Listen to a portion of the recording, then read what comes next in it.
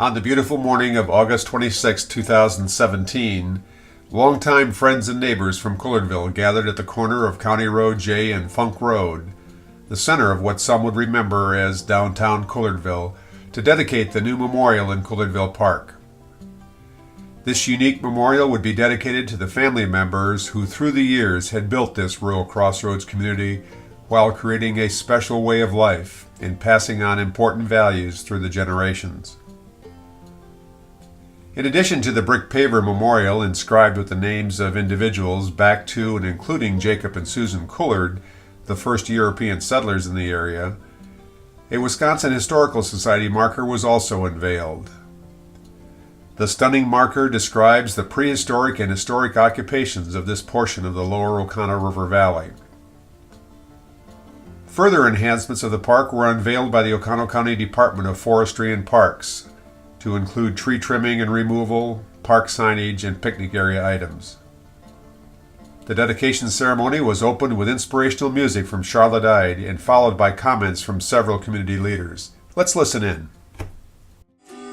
This is the day that the Lord has made. Let us rejoice and be glad in it. Oh, this is the day. This is the day that the Lord has made. Hold tight to the sound of the music of living, happy songs from the laughter of children at play. Hold my hand as we run through the sweet fragrant meadows, making memories of what was today.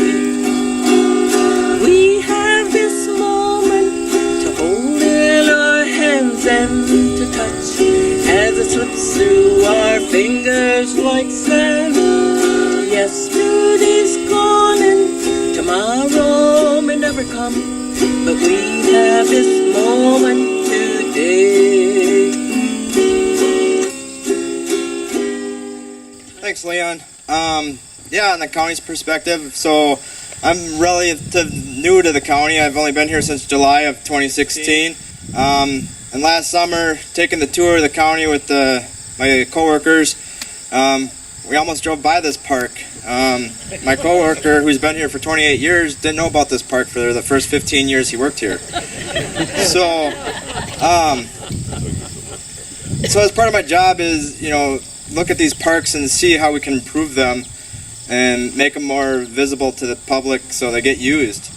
And so time rolled by and here come along Leon with an idea. So when he said, I said, yeah, sure, let's do it. It was more or less like someone else has an idea and I don't have to think of it. So thanks, Leon, for coming through with your vision. The board was more than supportive, and so we assisted Leon in providing some man hours. What this did is made the park a little more beautiful, so people would come here and visit it, and having the historical marker, puts it on the map.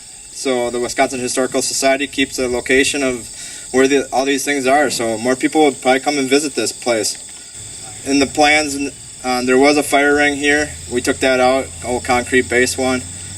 We are ordering new ones, so we're going to continually improve this park, so that's the next step. Next year, every spring we order trees to plant.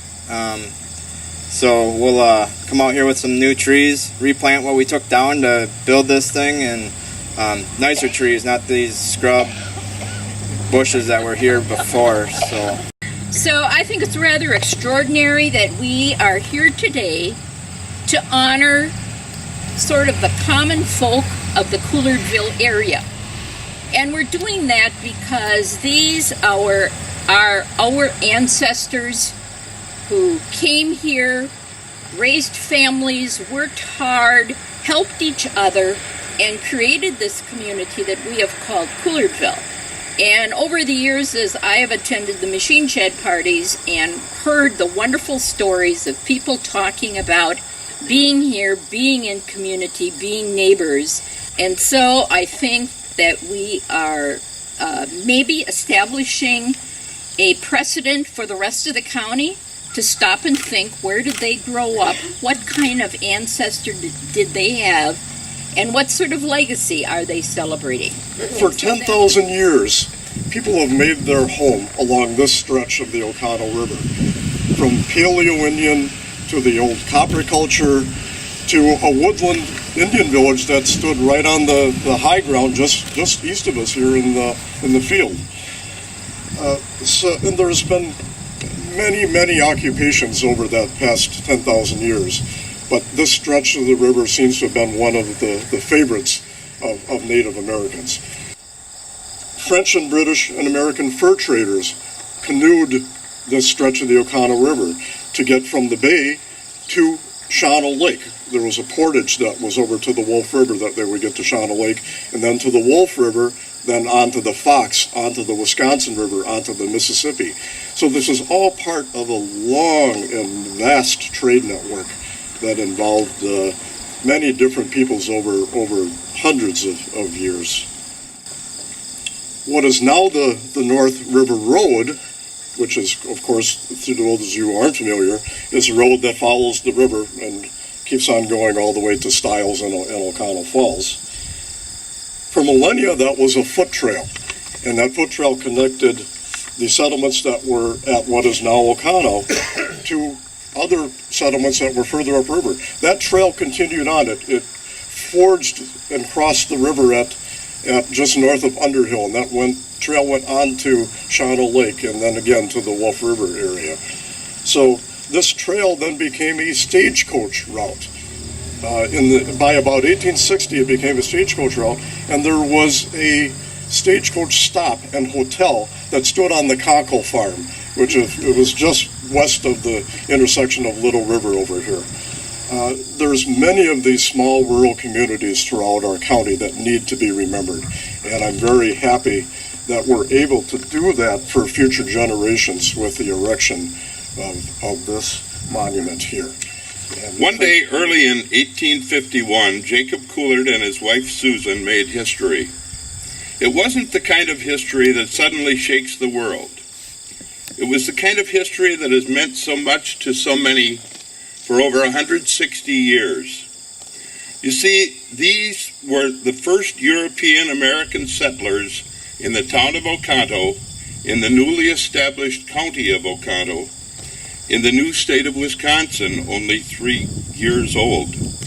And it was right about here that they first came ashore to start their new life on their own land.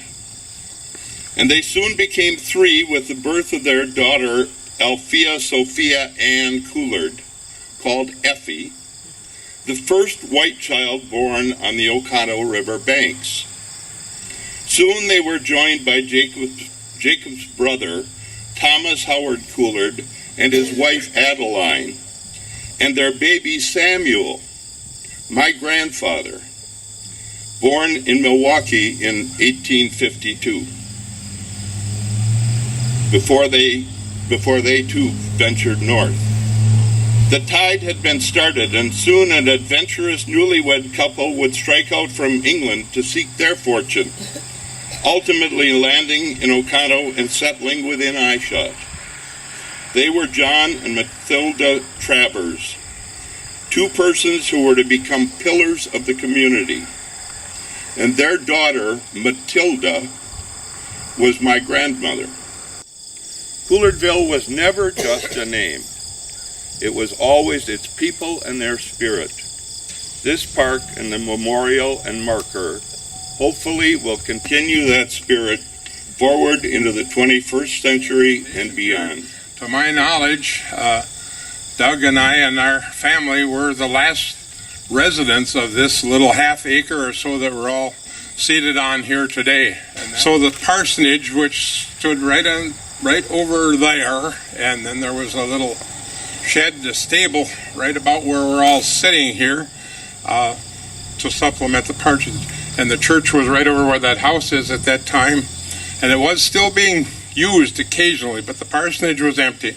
So he moved us in there, but he couldn't find us a place to live in Milwaukee until August of 1943. We finally moved down there. So for 2 years, or the better part of 2 years, we lived here. I went to first and second grade at Couillardville School and then moved to Milwaukee. And to the best of my knowledge, after we moved out in 43, the house was sold to George Dunleavy, who moved it down the road here a couple of miles to his farm and made a farmhouse out of it. So just as coincidence, we were the last persons to actually live on this piece of property where this marker is today. So Couillardville is indeed a community, and it's a community of people who thought not only of themselves, but thought of all of those around them, and we certainly were the recipients of that. I remember a couple of years when people came down with their farm equipment in the spring to help us get our crops in, because we had 3 young boys who were supposed to be in school, but the crops had to be put in. And that is just one that happens to affect us that is typical of what I remember of Couillardville. I spent 9 years there that time, so total, spent the better part of my formative years growing up in Couillardville in 2 separate stints. And I just thank the Lord for giving me the opportunity to grow up in this fine place. Thank you.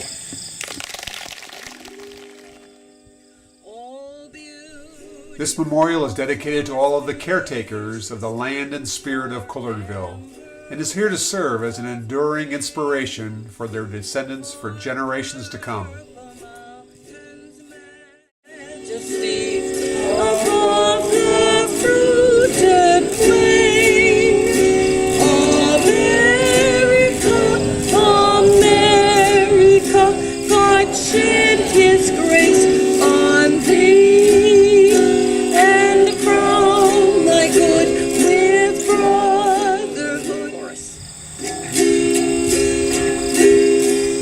God bless America, land that I love. Stand beside her and guide her through the night with the light from above.